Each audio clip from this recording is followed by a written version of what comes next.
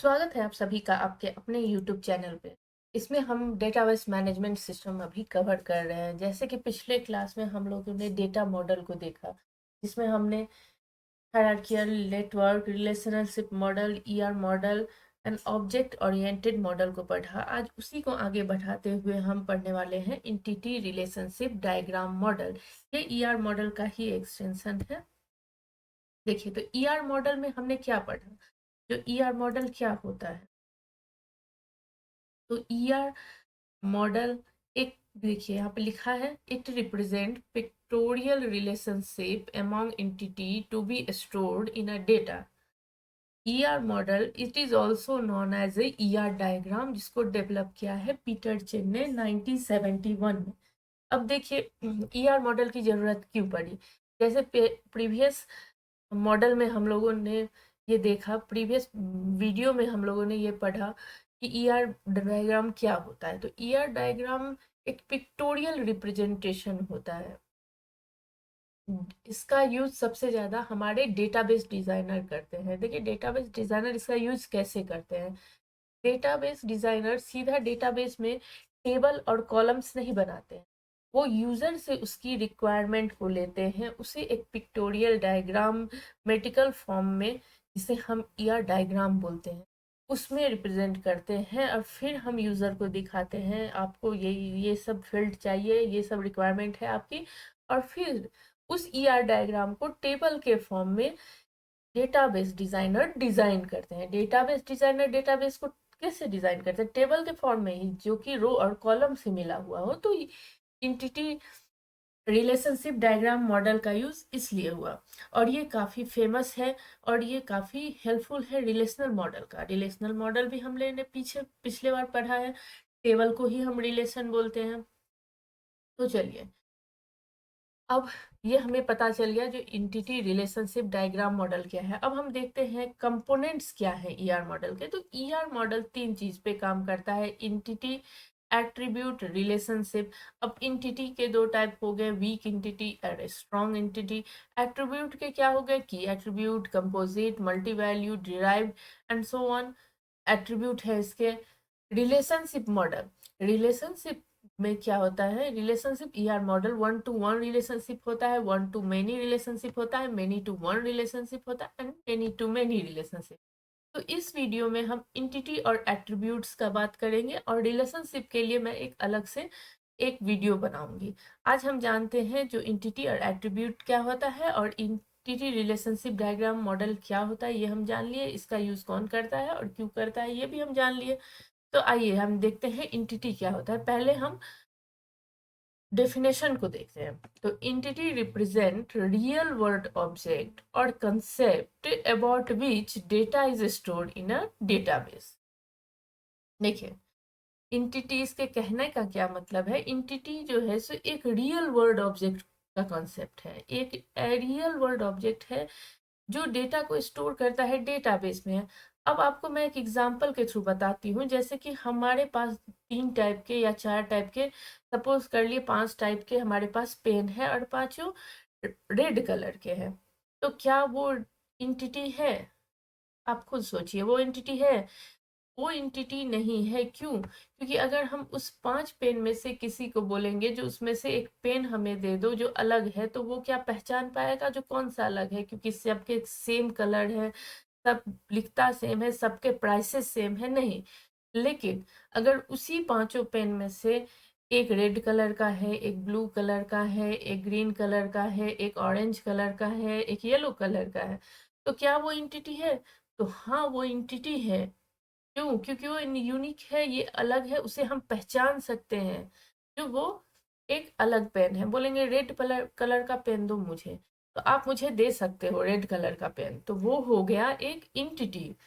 लेकिन जब वो सेम टाइप का था तो इंटिटी नहीं था। अब आप हाथियों के झुंड को देखे होंगे कभी, जो एक साथ 10-10 हाथी, 20-20 हाथी चलते हैं, हाथी, एलिफेंट। तो क्या आपको मैं अगर बोलूंगी जो उसमें से एक हाथी जिसका नाम अ, हाथी 1 है या हाथी 2 है, आप मान लीजिए, वो बताओ कौन है, तो क्या आप बता पाओगे? 10 हाथी में आप बता पाओगे जो कौन से अलग अलग हैं, या 10 चींटी हो या 10 मच्छर हो, आप नहीं बता पाओगे। लेकिन अगर उसमें से किसी एक की जान पहचान हो आपसे, या एक से साथ आपकी दोस्ती हो, तो आप पहचान पाओगे। तो हाँ, तो तब वो इंटिटी हो गया। तो अब देखिए इंटिटी क्या हुआ, वो एक व्यूअर पे भी डिपेंड करता है, जो व्यूअर कैसे उसे व्यू कर रहा है। आप जब समझ रहे हो जो वो ये एक रियल वर्ल्ड ऑब्जेक्ट से बिलोंग कर रहा है, वो एक डेटा ऐसा है जिसे हम डेटाबेस में स्टोर कर सकते हैं, तो वो इंटिटी हो गया। अब इंटिटी को हम कैसे रिप्रेजेंट कर सकते हैं, तो इंटिटी को हम रेक्टेंगल से रिप्रेजेंट कर सकते हैं ईआर डायग्राम में। ठीक है, इंटिटी को हम एक रेक्टेंगल के फॉर्म में रिप्रेजेंट कर सकते हैं ऐसे ईआर डायग्राम में। Entity is represented as a rectangle in a ER diagram. अब एग्जांपल में देखिए ये क्या हो गया, ये एक इंटिटी हो गया। ठीक है, अब ध्यान से समझिएगा, इसमें कोई कंफ्यूजन नहीं बचेगा। ये एक इजी ही चैप्टर टॉपिक है, ऐसा कोई टफ नहीं है, बस समझने समझने का है। अब एग्जांपल में देखिए स्कूल सिस्टम। तो स्कूल सिस्टम में स्टूडेंट, मैं सिर्फ अगर स्टूडेंट वर्ड का यूज कर रही हूँ तो स्टूडेंट क्या है, इंटिटी है, हाँ है। टीचर, टीचर्स को बुलाओ तो अब सारे टीचर्स को बुलाए तो टीचर्स क्या है, टीचर्स इंटिटी है। भले उस स्टूडेंट में उस स्टूडेंट का कुछ कैरेक्टरिस्टिक हो जाए, आईडी हो जाए, नेम हो जाए, रोल नंबर हो जाए, ये सब क्या हो जाएगा, ये सब उसका कैरेक्टरिस्टिक है। और कैरेक्टरिस्टिक क्या होता है, उसका एट्रीब्यूट होता है, जो हम आगे पढ़ेंगे। अब हॉस्पिटल का एक बात ले लें, हॉस्पिटल में पेशेंट, पेशेंट क्या है, इंटिटी है, हाँ। लेकिन पेशेंट के भी कैरेक्टरिस्टिक होंगे, पेशेंट वन, पेशेंट टू, या पेशेंट के डिजीज वाइज जो भी नाम हो, तो वो उसका एट्रीब्यूट, और पेशेंट हो गया नाम। डॉक्टर क्या है, डॉक्टर क्या है, इंटिटी है, doctor Ram doctor, Shyam doctor, ऐसे करके हो तो वो उसके एट्रीब्यूट। लेकिन ये डॉक्टर जो है सो इंटिटी नहीं, डॉक्टर अब हो गया क्या, आपको इंटिटी समझ में आ गया। अब देखते हैं टाइप ऑफ एंटिटी, इंटिटीज के क्या टाइप है। एंटिटी के दो टाइप होते हैं, एक होता है स्ट्रॉन्ग एंटिटी, एक होता है वीक एंटिटी। स्ट्रॉन्ग एंटिटी को हम रेगुलर एंटिटी भी कहते हैं। अब देखिए इसे समझिए अच्छे से, strong entity does not depend on any other entity. Strong entity किसी पे डिपेंड नहीं होता है, किसी पे डिपेंड नहीं होगा। जो आपके पास डेट ऑफ बर्थ है तो आप एज निकालोगे, तो एज डिपेंड हो गया किस पे, डेट ऑफ बर्थ पे। तो ऐसा नहीं है। और स्ट्रॉन्ग एंटिटी यूज करता है, it has a primary key that ensure its uniqueness. Strong entity जो होता है सो प्राइमरी की होता है due to uniqueness, uniqueness provide करने के लिए। और यूनिकनेस ही प्रोवाइड करता है, आप इसी से समझ लीजिए, जो वो डिपेंड नहीं होता है। जो यूनिक है वो किस पे डिपेंड होगा, किसी पे नहीं, आप ऐसे याद रखिए। जो स्ट्रॉन्ग एंटिटी यूनिक है, यूज करता है, तो वो किसी पे क्यों डिपेंड होगा, वो किसी पे डिपेंड नहीं होता है। और इसको हम रेक्टेंगल में ही ईआर डायग्राम में रिप्रेजेंट करते हैं। तो चलिए अब आते हैं हम वीक एंटिटी में। वीक एंटिटी का सबसे बड़ा यही है, जैसे कि strong entity primary key use करता था, वैसे ही weak entity doesn't have a primary key on its own, उसके पास कोई प्राइमरी की नहीं होता है, इसीलिए ये डिपेंड होता है किसी पे। इसको हम कैसे ईआर डायग्राम में रिप्रेजेंट करेंगे, डबल रेक्टेंगल से। डबल रेक्टेंगल से हम इसको ईआर डायग्राम में वीक एंटिटी को रिप्रेजेंट करेंगे। और देखिए यहाँ थर्ड पॉइंट पे मैंने साफ लिखा हुआ है, depend on a strong entity to be identify. ये हमेशा स्ट्रॉन्ग एंटिटी पे ही डिपेंड रहेगा। अब the relationship between weak entity identifying a strong entity type is called identifying relationship and is represented by a double diamond। इसका क्या मतलब है, रिलेशनशिप जो हो जाता है वीक एंटिटी टाइप में और स्ट्रॉन्ग एंटिटी के टाइप के बीच को हम आइडेंटिफाइंग रिलेशनशिप कहेंगे, और उसे हम डबल डायमंड के शो करेंगे। तो चलिए हम जानते हैं इसे, एक ये एग्जांपल जो मैंने यहाँ पे लोन और पेमेंट और लोन पेमेंट का लिखा है इससे। तो देखिए ये क्या है, ये strong entity represented by a rectangle से, ये वीक एंटिटी, ये डबल रेक्टेंगल जो मैं अभी आपको बताई हूँ। अब देखिए ये क्या है, डबल डायमंड का शेप है, ये रिप्रेजेंट करता है स्ट्रॉन्ग एंटिटी, स्ट्रॉन्ग एंटिटी और वीक एंटिटी के बीच के रिलेशनशिप को ये रिप्रेजेंट करता है। एंड इसको क्या बोलेंगे, इसको हम बोलेंगे आइडेंटिफाइंग रिलेशनशिप। अब ये 3-4 चीजें हो गई। अब देखिए एक चीज, ये यहाँ पे एक एरो का सिंबल है जिसमें तीर लगा हुआ है। तो रिलेशनशिप और स्ट्रॉन्ग एंटिटी के बीच का जो रिलेशनशिप होता है हम एरो करते हैं, लेकिन वीक एंटिटी में हम एरो का यूज नहीं किए हैं। ये सब चीज, ये डायग्राम है तो आपको छोटी छोटी चीजों पे भी ध्यान देना होगा। इसमें छोटी छोटी चीजें ही है जो बाद में बड़ी बनती है। अगर आप यहाँ गलती करिएगा तो आपका टेबल गलत होगा। ये हो गया। अब देखते हैं पेमेंट लोन पे कैसे डिपेंड करता है। अब सपोज हम बैंक में गए, लोन लिए। पहले हम तो लोन लेंगे, फिर जब मुझे लोन का पेमेंट लोन मिल गया तब आता है हमारा ड्यूटी। जब हम धीरे धीरे उस 1 फेज में, 2 फेज में, 3 फेज में, जो ही बैंक की अपनी स्कीम है उस हिसाब से हम उसको पेमेंट देंगे। तो देखिए लोन तो नहीं डिपेंड हुआ पेमेंट पे, पहले हम लोन लिए, लोन लिए हम उसके बाद पेमेंट कर रहे हैं, तो पेमेंट डिपेंड हो गया लोन पे। इसीलिए लोन जो है सो इंडिपेंडेंट है एंड पेमेंट जो है सो डिपेंडेंट है लोन पे। और ये लोन स्ट्रॉन्ग एंटिटी जो है सो डिपेंड हो गया और वीक एंटिटी इंडिपेंडेंट हो, उल्टा हो गया। स्ट्रॉन्ग एंटिटी जो है सो इंडिपेंडेंट है और वीक एंटिटी जो है सो डिपेंड है ऑन स्ट्रॉन्ग एंटिटी पे। तो आप जानते हैं इस दोनों के बीच का क्या डिफरेंस है। स्ट्रॉन्ग एंटिटी सेट और वीक एंटिटी सेट का डिफरेंस देखिए, ऐसे सुनिए जो आपको याद हो जाए। Strong entity set rectangle symbol से हम रिप्रेजेंट करेंगे, week entity set double rectangle symbol से हम रिप्रेजेंट करेंगे। Strong entity set primary key होता है, वीक एंटिटी सेट पार्शियल की होता है। The member of a strong entity set को डोमिनेंट एंटिटी सेट कहेंगे। जो मेंबर होता है स्ट्रॉन्ग एंटिटी सेट में, जैसे कि अभी लोन देखे थे, वो क्या था, एक डोमिनेंट, डोमिनेंट होता है वो, ऐसे सोचिए डोमिनेंट एंटिटी सेट है। लेकिन वीक एंटिटी सेट का जो मेंबर होता है वीक एंटिटी सेट का, सब ऑर्डिनेट एंटिटी सेट। अब देखिए यह डायग्राम, द रिलेशनशिप जो होता है टू एंटिटी सेट का shown by using a diamond symbol और इसका shown by using double diamond sign, जिसको हम आइडेंटिफाइंग रिलेशनशिप भी कहते हैं। ये मैं बार बार आपको लिखा दी हूँ। अब the line connecting the strong entity set with relationship is single. The line connecting with weak entity set identifying relationship is double. ये कितना सिंपल है। अब देखिए मैं एक बार रिवीजन के लिए बताती हूँ। स्ट्रॉन्ग एंटिटी सेट को हम रिप्रेजेंट करेंगे रेक्टेंगल सिंबल से, वीक एंटिटी सेट को हम डबल रेक्टेंगल सिंबल से। स्ट्रॉन्ग एंटिटी सेट में प्राइमरी की होता है इसीलिए ये इंडिपेंडेंट होता है, ऐसे याद रखिएगा। लेकिन वीक एंटिटी सेट में पार्शियल की होता है इसलिए ये डिपेंड होता है स्ट्रॉन्ग एंटिटी सेट पे। अब स्ट्रॉन्ग एंटिटी सेट के जो मेंबर्स होते हैं स्ट्रॉन्ग एंटिटी सेट, उसको क्या बोलते हैं, डोमिनेंट एंटिटी सेट। क्या बोलते हैं, डोमिनेंट एंटिटी सेट।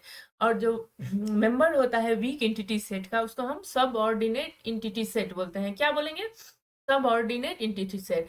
स्ट्रॉन्ग में बोलेंगे डोमिनेंट एंटिटी सेट, वीक में बोलेंगे सब ऑर्डिनेट एंटिटी सेट। अब ईआर डायग्राम जो होता है, जो रिलेशनशिप होता है दो एंटिटी, दो स्ट्रॉन्ग एंटिटी सेट के बीच में जो रिलेशनशिप बनाएंगे, जैसे सपोज करिए दो रेक्टेंगल डायग्राम के बीच में जो हम रिलेशन बताएंगे, तो रिलेशनशिप को हम डायमंड सिंबल से शो करेंगे। लेकिन रिलेशनशिप जो हम बनाएंगे a one in strong and a weak entity set पे, तो उसको हम डायमंड साइन से, डबल डायमंड साइन से, एक को डायमंड साइन से, सिंगल डायमंड साइन, एक को डबल डायमंड साइन से हम रिप्रेजेंट करेंगे और उसको हो क्या बोलेंगे, आइडेंटिफाइंग रिलेशनशिप। ठीक है।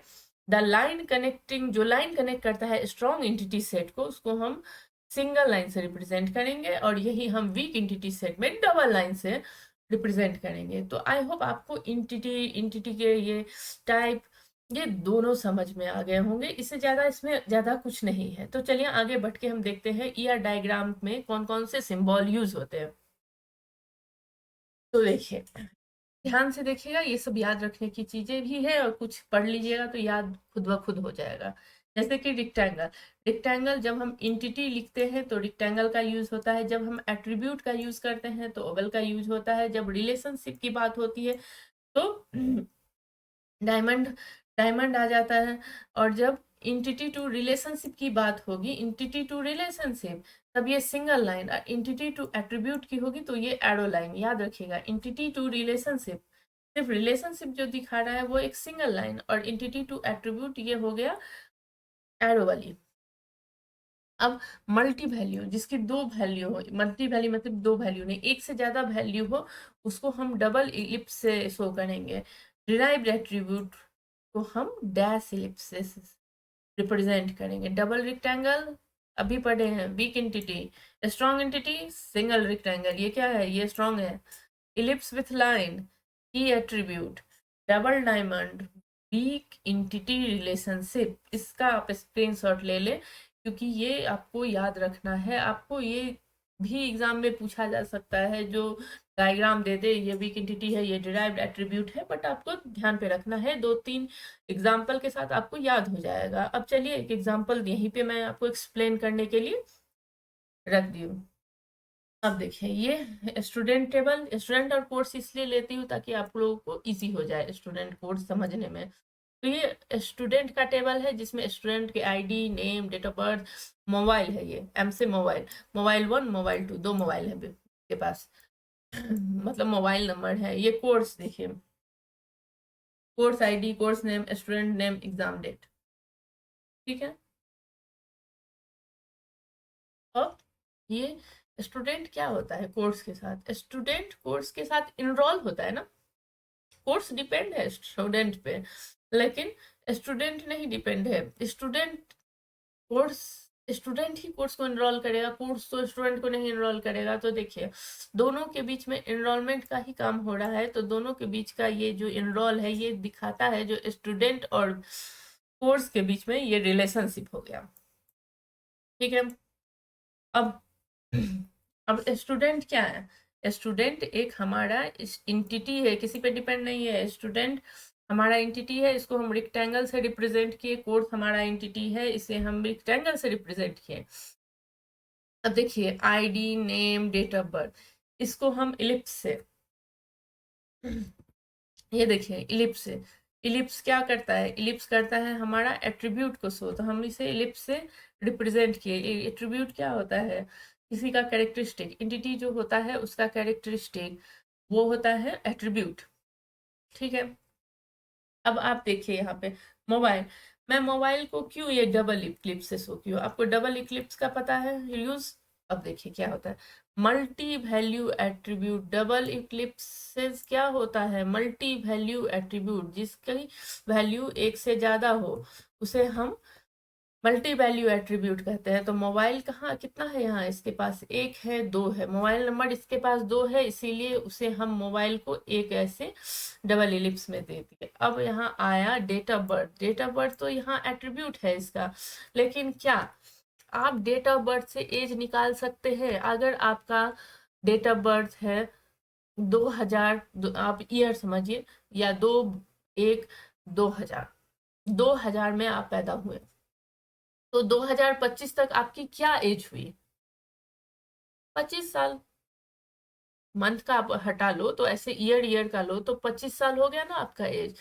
तो आपका एज हमें पता चल गया, हम डेट ऑफ बर्थ से आपका एज निकाल लिए। डेट ऑफ बर्थ से एज निकालना मतलब हमारा एज जो है सो डेट ऑफ बर्थ पे डिपेंड किया। अगर हम डेट ऑफ बर्थ बताए ही नहीं, आप कोई भी फॉर्म फिल करते हो तो क्या आपको बोलता है आप अपना एज लिखो, नहीं, वो बोलता है आप अपना डेट डेट डेट दो, मंथ दो, ईयर दो, हो गया।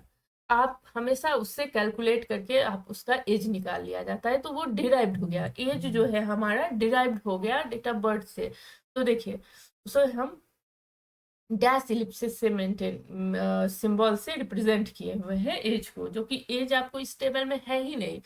इस टेबल में एज नहीं है, इसका क्या मतलब है, इसका मतलब ये है जो डिराइव्ड एट्रीब्यूट के लिए कोई भी कॉलम नहीं बनाया जाता है डेटाबेस के टेबल में। ये बात याद रखिएगा, जो डिराइव्ड एट्रीब्यूट होता है, आप साफ देख रहे हैं जो यहाँ पे कहीं भी एज नहीं, लेकिन यहाँ पे मैंने एज मेंशन किया है। वह क्यों, क्योंकि ये डिराइव्ड एट्रीब्यूट है।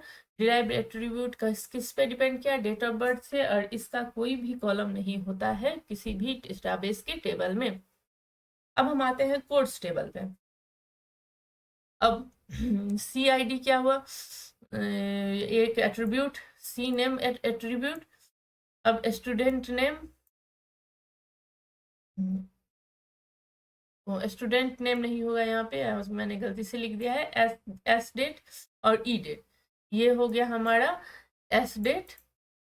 एस डेट, अब ये क्या है, एस डेट और ये हो गया ई डेट। ये हो गया एग्जाम का स्टार्टिंग डेट और ये हो गया ई डेट।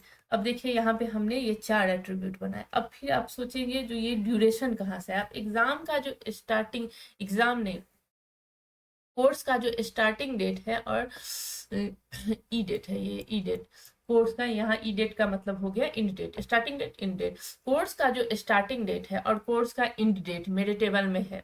मुझे बताया गया है जो आपका कोर्स इस दिन से 2024 से शुरू होगा और 2025 के मिड में खत्म हो जाएगा। तो क्या हम ड्यूरेशन निकाल सकते हैं? हाँ, बिल्कुल निकाल सकते हैं। जो मेरा इतने दिन से 2024 से मेरा 2025 तक मेरा कोर्स चल रहा है, तो हम ड्यूरेशन निकाल सकते हैं। तो मेरा ड्यूरेशन भी स्टार्टिंग डेट और एंडिंग डेट ऑफ कोर्स पे डिपेंड हो गया।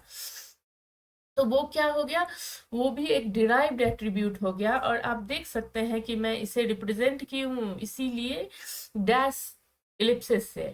और इस, आप फिर से ये बात देख लीजिए, जो इसके नाम का कोई भी कॉलम हमारे कोर्स टेबल में नहीं बना है, कहीं भी नहीं बना हुआ है। तो आई होप आपको ये बातें समझ में आ गई होगी।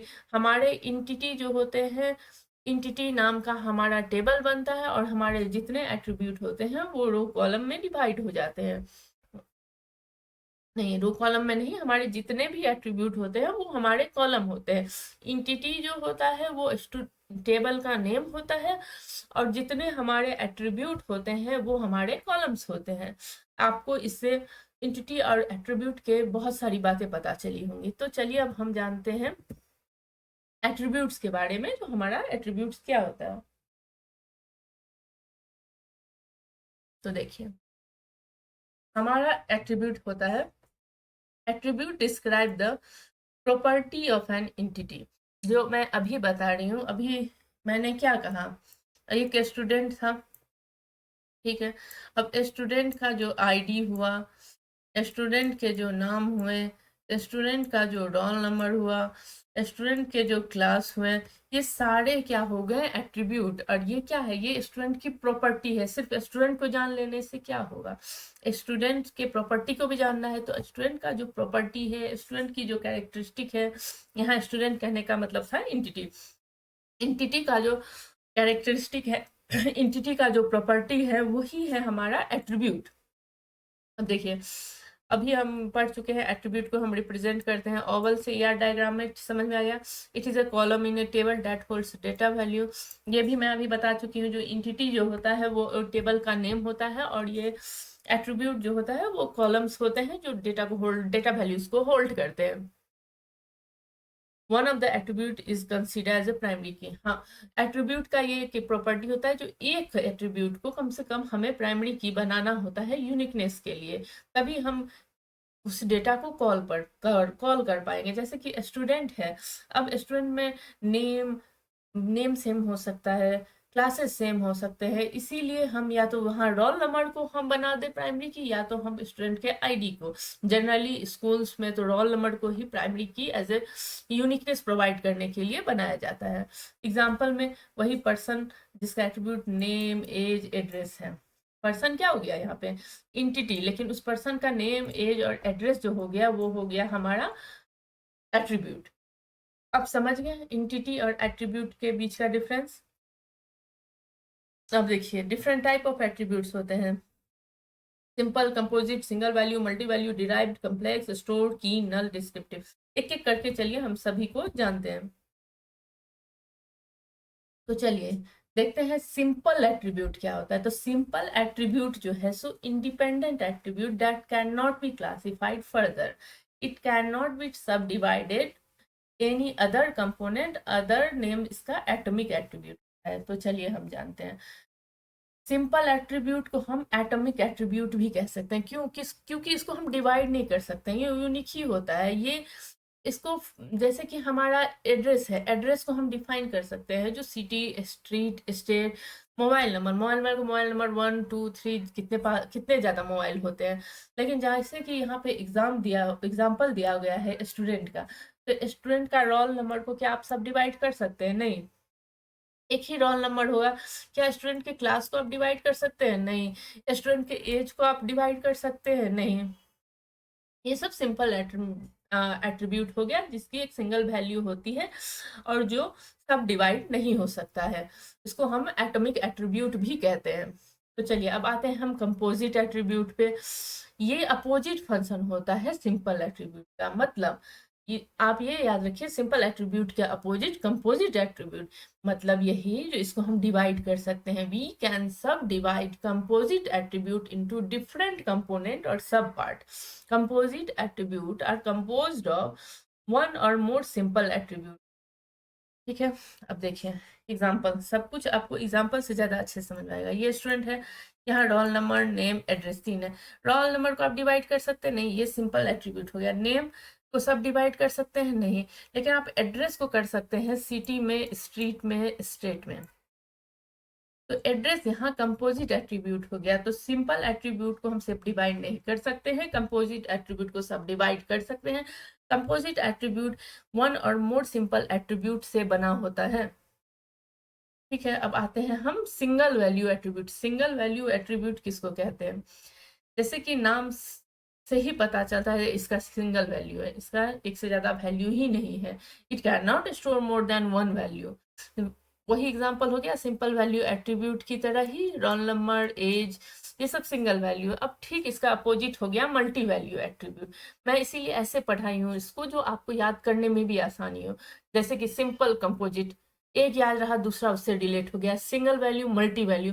मल्टी वैल्यू भी नाम से ही पता चलता है, इसमें एक से ज्यादा ही वैल्यू को हम स्टोर कर सकते हैं। This can be represented by concentric ellipses and curly braces. अब देखिए यहाँ पे मल्टी वैल्यू कहने का क्या मतलब होता है। स्टूडेंट का एग्जांपल बेस्ट एग्जांपल मुझे लगता है, इसलिए मैंने सब में स्टूडेंट के ही एग्जांपल डाल दिए हैं। जैसे कि roll number, age, date of birth, mobile या फोन नंबर। तो यहाँ पे roll number, age, date of birth तो एक ही होता है, वो सिंगल वैल्यू ही स्टोर कर रहा है। लेकिन फोन नंबर तो हमारे एक से ज्यादा हो सकते हैं, उसके वैल्यू एक से ज्यादा हो सकते हैं। लोगों के पास 4 4 5 5 फोन होने लग गए हैं आजकल, तो वो हमारा हो गया मल्टी वैल्यू एट्रीब्यूट। और जैसे कि हम पहले देख चुके हैं डायग्राम में, जो मल्टी वैल्यू एट्रीब्यूट को हम डबल इलिप्सिस से रिप्रेजेंट करते हैं, डबल इलिप्सिस से शो करते हैं, डबल इलिप्सिस से डायग्राम बनाते हैं। ठीक है, अब आए हम डिराइव्ड और complex attribute. Derived attribute always depend upon the other attribute for their value. अभी हम कितना डिराइव्ड एट्रीब्यूट पढ़ चुके हैं। डिराइव्ड एट्रीब्यूट डिपेंड रहता है। डिराइव्ड एट्रीब्यूट इंपॉर्टेंट भी है, इसलिए मैं आपको पहले भी पढ़ाई थी। डिराइव्ड एट्रीब्यूट दूसरे के एट्रीब्यूट वैल्यू पे डिपेंड रहता है।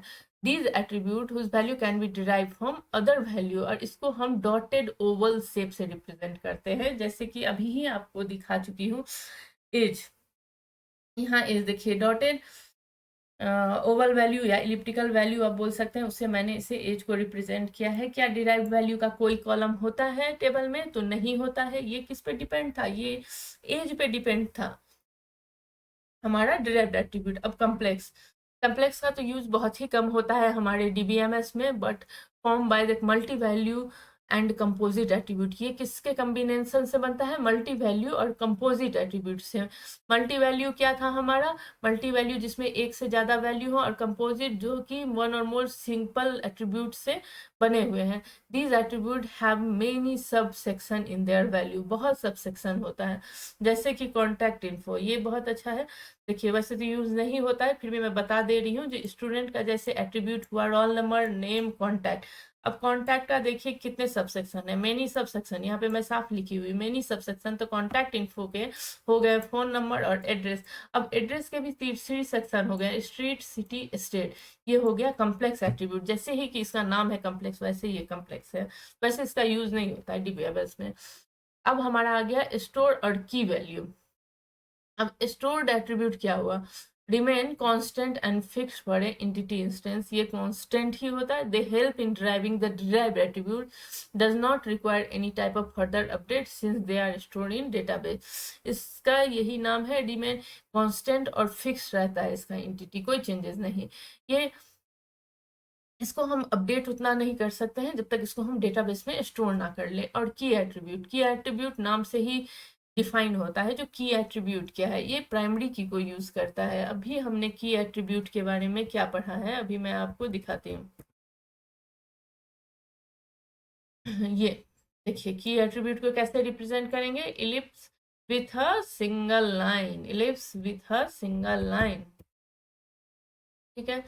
हमारा रोल नंबर, जैसे कि ये स्टूडेंट के एग्जांपल में ही मैं आपको बता दे रही हूँ, हमारा रोल नंबर तो यूनिक है ना, तो इसके नीचे ऐसे एक लाइन लगा देंगे, ऐसे लाइन लग गया तो समझ लीजिए ये की एट्रीब्यूट है, यूनिकनेस है, प्रोवाइड करता है।